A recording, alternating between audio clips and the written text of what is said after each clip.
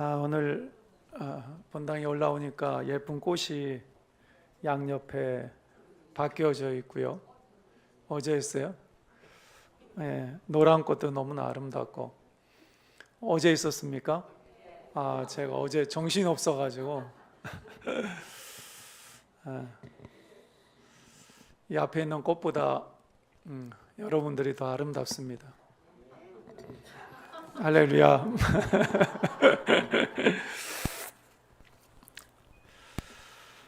제가 초등학교 다닐 때 충청도 논산에 있었는데, 그때 제 기억으로는 저희 집이 전기가 굉장히 늦게 들어왔던 것으로 기억이 납니다. 그래서 이제 등잔을 켜고 그 다음에 이제 촛불도 켜고 그랬던 기억이 나는데, 저는 등잔보다 촛불이 좋았어요. 등잔은 뭐 켜보신 분은 아시겠지만 끄름이라고 그러죠. 냄새도 많이 나고 그렇습니다. 근데 촛불은 그래도 다루기도 편하고 그 다음에 불도 더 환한 것 같고 이런 느낌을 받았는데, 사실 이제 촛불 하나만 켜도 온 방안이 환해지죠. 그리고 그 당시에는 뭐 시골이니까 춥잖아요. 겨울에도 뭐 이렇게 어떤 난방이나 이런 것이 제대로 되어 있는 게 아니고, 그렇기 때문에 어떤 때는 촛불만 딱 켜놔도 그 온기가 느껴지는 것 같고 따뜻한 느낌을 받을 때가 많이 있었습니다. 우리가 이제 흔히 저 사람은 촛불과 같은 사람이다 이렇게 얘기할 때 어떤 의미냐면, 자기 자신을 희생하면서 세상을 밝혀주고 다른 사람들을 따뜻하게 해주는 사람, 이런 사람들은 촛불과 같다 이런 이야기를 하거든요. 우리가 성경을 보게 되면 이런 촛불과 같은 삶을 살았던 가장 대표적인 사람이 우리 예수님이라고 말씀을 드릴 수가 있습니다. 예수님은 자기 자신을 완전히 불태우셨잖아요. 자신의 생명을 우리를 위해서 주셨고, 예수님이 십자가 위에서 자신의 모든 것을 주셨기 때문에 우리가 그 예수님 때문에 우리의 어두운 죄악의 문제를 우리가 해결하고 하나님의 자녀가 되는 놀라운 복을 우리가 누리면서 살고 있습니다. 저는 교회 안에서 이런 촛불과 같은 사람이 많아야 된다고 생각을 합니다. 할렐루야. 그래서 예수님을 닮아간다라는 것은 다른 게 아니죠. 이런 촛불과 같은 인생을 하루하루 살아가는 사람, 이런 사람이 정말로 예수님을 닮은 사람이다.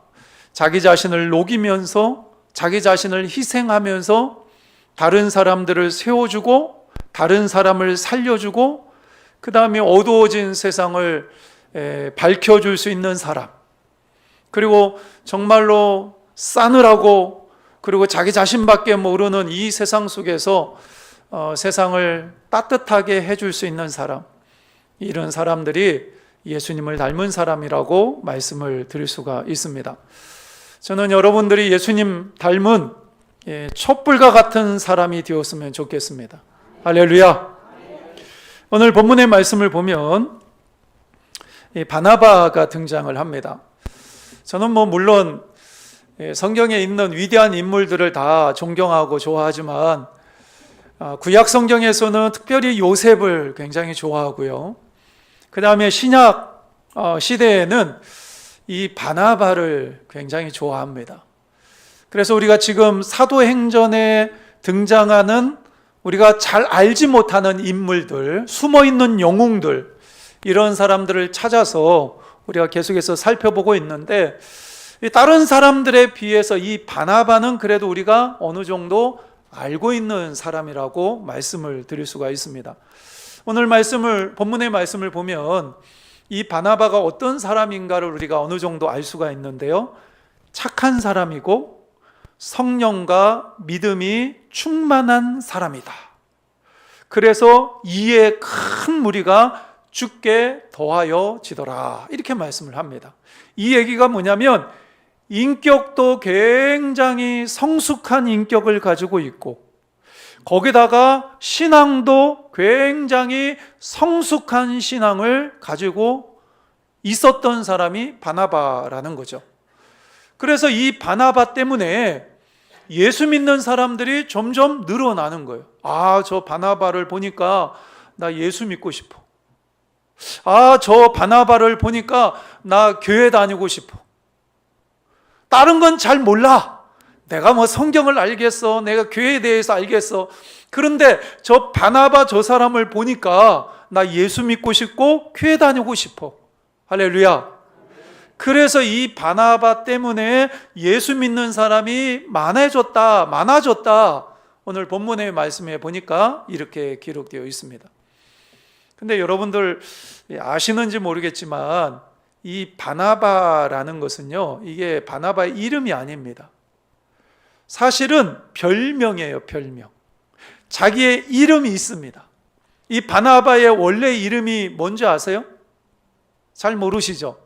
찾아보겠습니다. 뭐 찾아볼 필요 없습니다. 뒤에 그 성경 구절을 띄워드릴 건데요. 사도행전 4장 36절 말씀에 보면 바나바에 대해서 잘 소개를 하고 있는데요. 우리 함께 읽겠습니다. 구브르에서 난 레위족 사람이 있으니 이름은 요셉이라. 사도들이 일컬어 바나바라 하라. 번역하면 위로의 아들이라 하니. 이렇게 기록되어 있습니다. 이 말씀을 보게 되면 이 바나바가 어디 사람이에요? 구브르 사람이에요. 그리고 어떤 지파의 사람입니까? 레위 지파의 사람이에요. 그리고 바나바의 원래 이름은 뭡니까? 요셉이에요. 그런데 요셉이라고 얘기하지 않고 바나바라고 이야기를 합니다. 그런데 바나바라고 얘기한 이유가 뭐예요? 누가 이런 별명을 지어줬나요? 사도들이 요셉의 이름을 바나바라고 이름을 지어준 거예요. 사도 한 사람이 이름을 지어준 게 아니에요. 사도들이라고 얘기합니다. 복수예요. 그러니까 초대교회는 12명의 사도가 있었잖아요. 그 12명의 사도 모든 사람이 야, 저 사람 요셉이라고 하지 마. 요셉이라는 이름보다 바나바, 위로의 아들이라고 불러주는 게 훨씬 더 잘 어울려. 이제 우리는 저 사람을 바나바라고 얘기하자. 그래서 마치 이 바나바가 자기의 이름인 것처럼 굳어진 거예요. 그러니까 사도들이 이제 교회를, 이제 초대교회를 관리하면서 뭐 여러 가지 얘기를 많이 듣겠죠. 근데 막 소식이 들려오는 거예요. 아, 저 요셉이라는 사람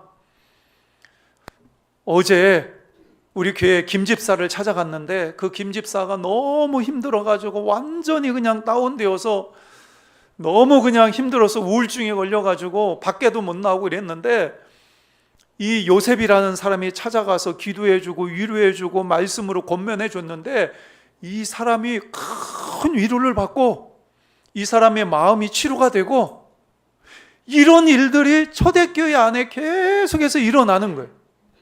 이게 사도들이 자기들도 그런 일을 제대로 못하는데 이 요셉이라는 사람이 가서 찾아가가지고 만나가지고 얘기해주면 모든 사람들이 다 위로를 받는 거예요. 야, 이거 특별한 은사를 가지고 있다. 이 사람 요셉이라고 얘기하지 말고 우리 위로의 아들 바나바라고 얘기를 하자. 그래가지고 이 요셉이라는 사람의 이름이 바나바가 된 거예요. 바나바가. 그러니까 바나바 하면 가장 먼저 떠오르는 게 뭡니까? 바나바는 위로의 사람이다. 위로의 사람이다. 그러면 이 바나바가 어떤 면에서 위로의 사람이 될 수가 있었을까? 우리 한번 살펴보도록 하겠습니다. 첫 번째로 바나바는 가난한 사람들에게 위로의 사람이었습니다. 사도행전 4장 37절 말씀에 보면 우리 함께 읽겠습니다. 그가 밭이 있음에 팔아 그 값을 가지고 사도들의 발 앞에 두니라. 여기서 그는 누굴 얘기할까요? 예, 맞습니다. 바나바예요. 바나바. 바나바에게 밭이 있었는데 그 밭을 팔아서 사도들의 발 앞에 갖다 주고 사도들은 그걸 가지고 가난하고 필요한 사람들에게 나눠주기 시작을 한 거예요. 그러니까 바나바는 자기의 재산을 팔아서 힘들고 어려운 사람들에게 그것을 나눠줘서 그 가난한 사람들에게 큰 위로를 주었던 사람이 바나바입니다. 여러분들, 초대교회는요, 가난한 사람들이 많았어요. 원래 가난해서 초대교회에 온 사람도 있었지만 많은 사람들이 원래 가난해서 가난해진 게 아니라, 예를 들면 이런 거죠. 6월절에 먼 곳에서 6월절 절기를 지키기 위해서 유대인이 예루살렘에 왔어요. 근데 베드로가 전해주는 복음을 듣고 3,000명이 예수 그리스도를 믿고 하나님께로 돌아왔거든요. 그러니까 그 사람들 중에 먼 곳에 흩어져 있다가 디아스포라 유대인이라고 그러는데, 흩어진 유대인들이에요. 근데 이 사람들은 1년에 3번씩 예루살렘에 올라와서 절기를 지켜야 되는데 너무 멀리 떨어져 있으니까 1년에 한 번 올라온 사람도 있고, 어떤 사람은 평생에 한 번 내가 예루살렘에 가서 절기를 지켜야 되겠다, 이런 마음을 가지고 있다가 6월절 절기를 지키러 온 사람도 있었을 거예요. 근데 그 사람들 중에 전혀 생각지도 못했는데 베드로가 전해주는 복음을 듣고 예수님을 영접한 사람이 된 거예요. 유대교를 가지고 있다가 이제 기독교인이 된 거예요. 기독교인이 되고 나서, 내가 이 예루살렘을 떠나면 이 베드로나 이 사도들이 전해주는 말씀을 들어보지를 못하겠다. 그러니까 내가 여기에 좀 머물러 있어야 되겠다. 많은 사람들이 자기의 고향으로, 삶의 터전으로 돌아가지 않고 그 예루살렘에 남아서 교회를 이루면서 그곳에서 생활하는 사람들이 생긴 거예요. 그러다 보니까 이게 뭐 자기 집이라든가 자기 일터라든가 다 두고 왔는데 예루살렘에서 지내려고 하니까 힘들죠. 이런 사람도 있었고, 그 다음에 이제 과부라든가 이런 사람들은 사내들인 공예 이런 데서 가부들에게 두렙돈 정도의 지원금을 줍니다. 근데 이 가부들이 유대교 신앙을 가지고 있을 때에는 공예에서 후원도 받고 하지만 교회 다닌다고 그러니까 끊어버리는 거예요. 가부들이 어디서 돈 나올 데가 없는 거예요. 거기다가 유대인 사장을 두고 직장 생활하던 사람이 자기가 교회를 다닌다라는 사실 때문에, 너 개종했어? 너 유대교를 믿지 않고 하나님 믿지 않고 그 당시에는 기독교가 이단을 하고 생각했으니까, 너 이단에 빠졌어? 그러면 너 우리 회사 오지 마.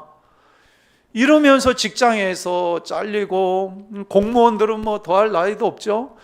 그리고 사업하면서 여러 가지 불이익을 받고 이러면서 신앙 때문에 가난해진 사람들이 초대교회 안에 있었다라는 거죠.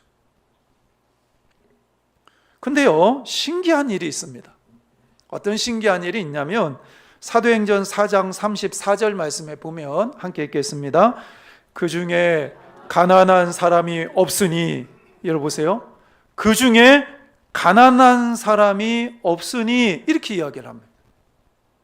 초대교회는 분명히 가난한 사람이 있어요. 근데 가난한 사람이 없다라고 얘기를 합니다. 왜 가난한 사람이 없었느냐? 그 뒤에 계속 읽겠습니다.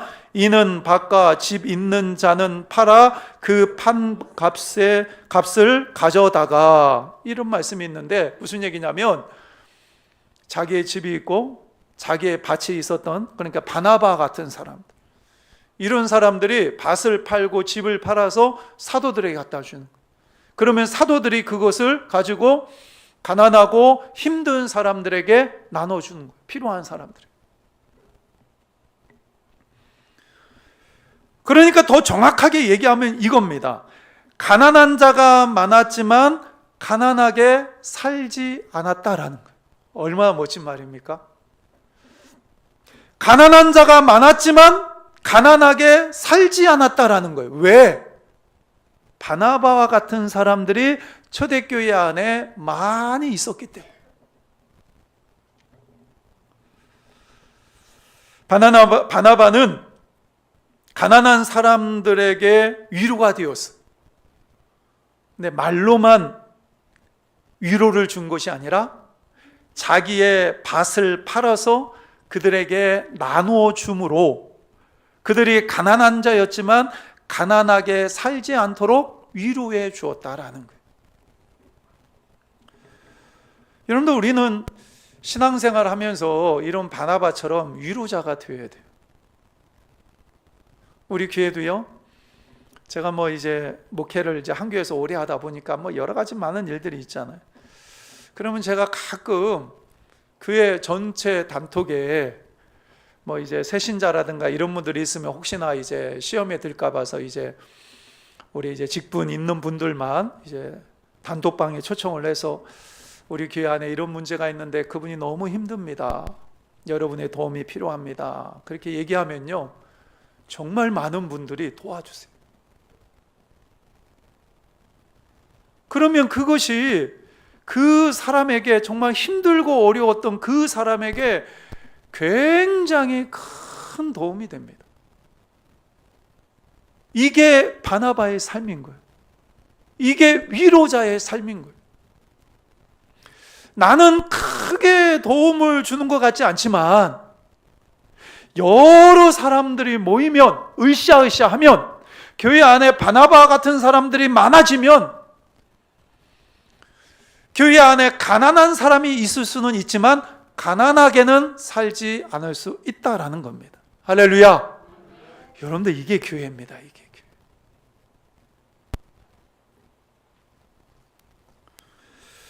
저는 우리 교회 안에 이런 바나바 같은 사람들이 많아지는 교회가 되었으면 좋겠습니다. 두 번째로, 바나바는 실패한 자를 위로해 줍니다. 제가 월요일 날 저녁에 우리 마리아에 대해서 공부를 했잖아요. 마리아.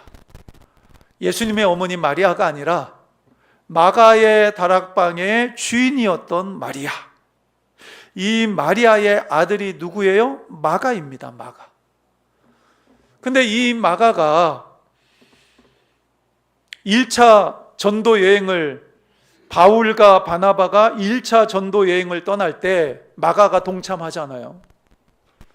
근데 마가가 중간에 너무 힘들다고 도망쳐 나옵니다. 그러니까 바울과 바나바의 선교 사역에 굉장히 큰 민폐를 끼친 거예요. 어떻게 보면 마가는 그 일에 있어서 실패자입니다. 루저라고 얘기하죠. 실패자예요. 그렇게 돌아온 마가는 얼마나 힘들겠어요. 본인도 얼마나 힘들겠어요. 어머니를 볼 낯도 없고, 거기다가 자기의 외삼촌 바나바가 자기를 잘 이끌어주고 추천해서 그 선교 여행까지 떠날 수 있었는데 중간에 그냥 도망쳐 나왔으니까 얼마나 민폐예요. 그래서 2차 전도 여행을 떠날 때 마가가 외삼촌한테 부탁해서, 외삼촌, 나 2차 전도 여행 갈 때 저 따라가겠습니다. 그렇게 얘기를 하잖아요. 그 사도 바울에게 바나바가 이 얘기를 하니까 사도 바울이 펄펄 뜁니다. 아니, 첫 번째 데리고 갔을 때 실패하고 도망갔는데 그 마가 때문에 우리가 얼마나 힘든 줄 당신이 너무나 잘 알 거 아니냐고. 그런데 또 속아가지고 또 마가를 데리고 가려고 그러냐고. 나는 절대로 안 된다고. 그래서 그 신앙이 좋은 바나바와 바울이 거기서 대판 싸우고 서로 갈라져요.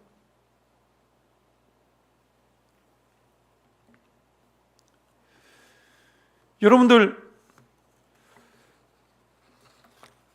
바나바의 입장에서 보면 누구랑 같이 가는 게 좋을까요? 바울과 같이 전도 여행을 가는 게 좋을까요? 아니면 마가랑 같이 전도 여행을 가는 게 더 좋을까요? 사도 바울은요, 전도의 전문가예요. 요즘 말로 이야기하면 달인입니다. 달인. 선교의 달인입니다. 그러면 당연히 바나바 입장에서 보면 사도 바울과 어떻게 되는지 타협을 봐서 사도 바울과 같이 선교 여행을 가는 게 훨씬 더 낫지, 첫 번째 선교 여행 갔다가 힘들다고 도망쳐 나온 마가와 함께 전도 여행을 가는 게 더 쉽겠어요? 훨씬 더 어렵죠. 그럼에도 불구하고 바나바는 마가를 데리고 갑니다. 사도 바울과 헤어지고 사도 바울은 실라와 같이 떠나고 바나바는 그 실패했던 마가를 데리고 선교 여행을 떠나는 거예요. 왜 마가를 데리고 갔을까요? 바나바가 실패했던 마가를 세워주기 위해서. 넌 실패자가 아니야. 넌 얼마든지 성공할 수 있어. 일어날 수 있어. 넌 할 수 있어. 바나바는 그렇게 얘기하는 거예요, 마가한테.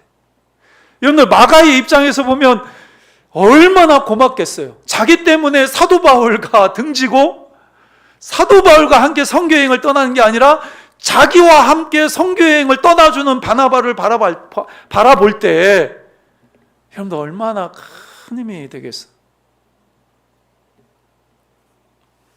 결국 마가가 어떻게 되었죠?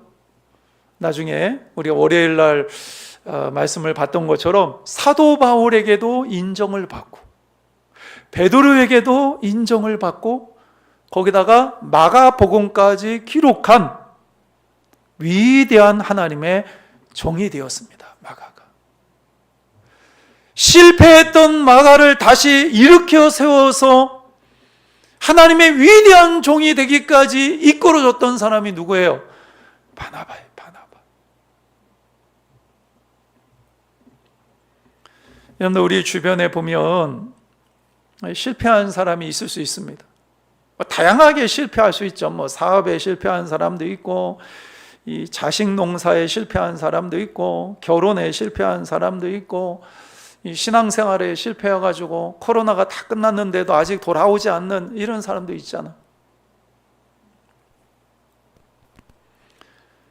다른 사람들은 그 사람들에게 관심이 없지만 그럼에도 불구하고 그 사람들을 주목하고 그들을 위로해 줄 수 있는 사람. 이 시대의 바나바입니다. 이 시대의 바나바. 제가 이제 가끔 말씀을 드리지만 제가 정말로 존경하는 그리고 멘토였던 우리 박흥규 목사님, 내년 1월 달에 우리 부흥회에 또 오시는데요. 그분을 생각하면 잊을 수 없는 게 뭐냐면, 제가 학부 4년 신학교 졸업하고 나서 너무 힘들었어. 왜 그러냐면 결혼해가지고 애까지 키우는 데다가 거기다 공부까지 하려고 하니까. 그래서 그때 제가 우유 배달하고 페인트 칠하러 다니고 별걸 다 했죠. 그렇게 4년을 지내고 나니까 너무 힘들더라. 그래서 이제 제가 그때 갈등했던 게 뭐냐면, 나는 목회자는 안 될 것 같고 그냥 평신도 사역자로, 요즘 훌륭한 목회자가 너무 많으니까 나는 그냥 평신도 사역자로 하나님 앞에 헌신해야 되겠다, 이런 생각이 정말 강하게 들어왔거든요. 고민을 많이 했죠. 그때 박흥규 목사님이 저를 불러가지고, 그때 부교역자도 아닙니다. 다른 교회 부교역자였어요. 근데 부르셔가지고 대학원 들어가라고, 학비 대줄 테니까. 그래서 서울신학대학원을 들어간 거예요. 그래서 공부하고 제가 이 자리에 있는 겁니다. 아마 박흥규 목사님이 안 계셨으면 제가 이 자리에 없죠.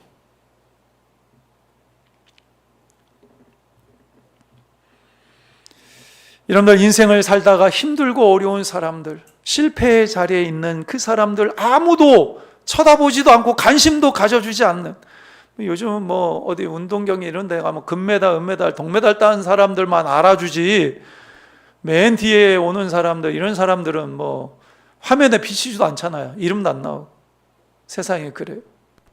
근데 이런 세상을 살아가는 우리이지만 우리는 맨 뒤에 있는, 가장 마지막에 들어오는 꼴찌인 그 사람, 그런 사람들을 쳐다보면서 그 사람들을 손잡아주고 그 사람들을 일으켜 세워줄 수 있는 위로의 사람, 이런 사람이 되었으면 좋겠습니다. 세 번째로요, 바나바는 잊혀진 자를 위로해 줍니다. 이 사도 바울이 원래는 사도 바울이 아니라 사울이었죠. 바울이 아니었습니다. 사울이라는 이름을 가지고 있었는데, 사울이라는 이름은 큰 자라는 의미예요. 큰 자. 그런데 사울로 살다가 스데반 집사를 죽이는데 주동자 역할을 하잖아요. 그리고 다메섹 도상으로 예수 믿는 사람들을 잡으러 갔다가 부활하신 예수님을 다메섹 도상에서 만납니다. 눈이 가려지죠. 앞이 안 보여요. 그러다가 나중에 눈이 다시 띄어지게 되는데 영적인 눈이 열리게 되는 거예요. 그러면서 야, 내가 그동안에 그렇게 핍박했던 예수쟁이들, 야, 이게 진리구나. 이게 복음이구나. 예수가 복음이구나. 예수님 살아계시는구나. 우리가 그토록 기다리던, 구약시대에 그토록 기다리고 있었던 메시아가 바로 예수님이구나 라는 사실을 영적인 눈이 열리니까 사도 바울이 깨닫게 됩니다. 그래서 다메섹에 있는 동네에 들어가서 예수님을 전하고 복음을 전하는데 아무도 사도 바울을 알아주지 않습니다. 오히려 적대시해요. 유대인들은 배신자라고 적대시하고, 기독교인들은 야, 저거 사도 바울 저거 스파이다. 스데반 집사 죽이는데 주동자 역할을 하고 우리 잡으려고 여기까지 내려왔는데 저 얼굴에 가면 쓰고 우리 예수 믿는 사람들 색출해 내려고 스파이로 예수 믿는 것처럼 저러고 있다. 이래서 아무도 알아주지 않는 거예요. 그래가지고 아라비아 사막에 들어가서 3년 정도 있다가 그리고 나서 자기 고향 다소까지 내려가서 거기서 몇 년을 있었냐면요, 거의 10년 가까이 머뭅니다. 사도 바울은 다메섹 도상에서 예수님을 만나고 나서 바로 복음 전하고 사도로서 선교하고 이랬던 게 아니에요. 거의 한 13년 동안의 시간 동안 그는 역사 속에서 사라져 있었어요. 잊혀진 존재가 된 거예요, 사도 바울이. 아무도 알아주지 않습니다. 유대교회에서는 배신자라고 욕하고, 교회에서는 저 사람 이거 믿을 만한 사람 못 된다, 이 스파이다 이러면서 알아주지 않으니까 어디 명함을 못 내밀고 자기 고향 다소에 가서 낙향한 거죠. 낙향. 숨어 지냅니다. 그런데 바나바가 안디옥 교회에 파송이 됩니다. 안디옥 교회에 가서 파송이 되어서 목회를 하는데 안디옥 교회가 정말로 놀랍게 부흥하는 거예요. 막 부흥하다 보니까 이 바나바가 너무 힘든 거예요. 혼자서 이거를 목회를 하기가 너무 힘들어요. 오늘날로 얘기하면 이제 부교육자를 데리고 와야 되겠다. 그래서 바나바가 딱 생각한 사람이 누구였냐면 바울이었습니다. 바울. 사도행전 11장 25절 26절 말씀 한번 읽어보도록 하겠습니다. 바나바가 사울을 찾으러 함께 읽겠습니다. 사도행전 11장 25, 26절. 11장 25, 26절 아니에요?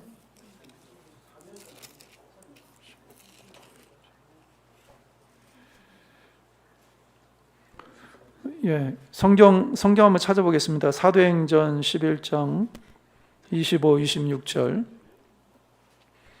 예, 함께 읽겠습니다. 시작. 바나바가 사울을 찾으러 다소에 가서 만남에 안디옥에 데리고 와서 둘이 교회에 1년간 모여 있어 큰 무리를 가르쳤고 제자들이 안디옥에서 비로소 그리스도인이라 일컬음을 받게 되었더라. 할렐루야. 바나바가 누구를 데려오죠? 다소에서 10년 동안 낙향해서 그곳에서 잊혀진 존재가 돼서 머물러 있는 사도 바울을 안디옥 교회로 데리고 옵니다. 그리고 같이 목회하는 거예요.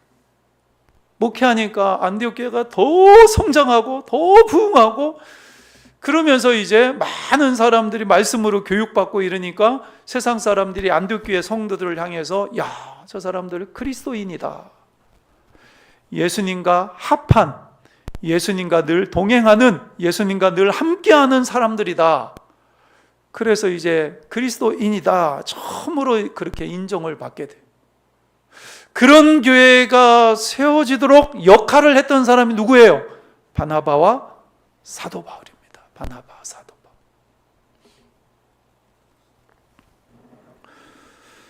바울. 교회의 역사에 이때부터 사도 바울이 전면에 등장하는 거예요. 교회를 핍박했던 그가 하나님 나라의 슈퍼스타가 됩니다. 이때부터 누구의 역할이 컸습니까? 잊혀져 있던 그 고향 땅에서 낙향해서 그 고향 땅에 머물러 있었던 그 사도 바울을 누가 데리고 왔어요? 바나바입니다. 바나바. 근데 재밌는 것은 뭐냐면 사도행전 15장까지 보면요, 이게 바나바 바울이 등장할 때 바나바와 바울, 이래서 바나바가 먼저 등장을 합니다. 그런데 사도행전 후반부에 가게 되면 바울과 바나바 이렇게 이야기합니다. 그러니까 성교의 주역, 하나님 나라의 주역이 바뀐 거예요. 예전에는 바나바가 더 중요한 인물이었지만 사도 바울이 기독교 역사의 전면에 등장하면서 사도 바울이 전면에 나서게 되고 바나바는 뒤로 빠집니다.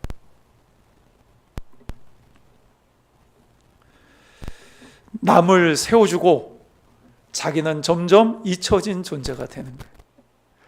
잊혀졌던 존재 사도 바울을 역사의 전면에 세워서 슈퍼스타로 만들고 자기는 역사 속에서 잊혀진 존재가 점점 돼가는 거예요.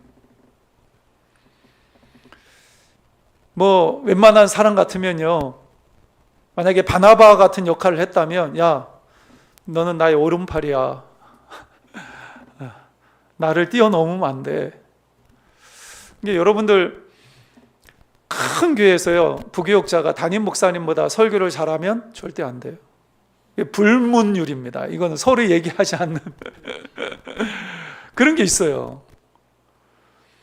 사도 바울이 바나바가 사도 바울을, 고향에 있는 사도 바울을 데리고 와서 안디옥 교회에 목회를 할 수 있도록 도와줬는데, 이때부터 바나바는 역사 속에서 점점 사라지고 전면에 누가 나서냐면 사도 바울이 전면에 나섭니다.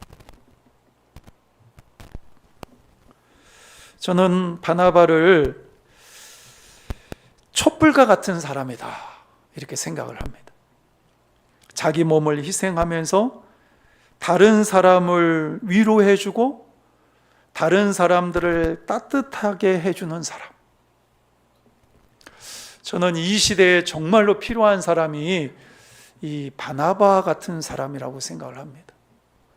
요즘 얼마나 세상이 냉정하고 차갑고 자기 자신밖에 모르고 점점 그런 세상이 돼가잖아요. 이런 세상에 살고 있는 우리에게 정말로 필요한 사람, 우리에게 정말 큰 울림을 주는 사람, 이 사람이 바로 오늘 본문에 등장하는 바나바입니다. 여러분들도 이 바나바처럼 촛불과 같은 인생을 사시는 저와 여러분들이 되었으면 좋겠습니다.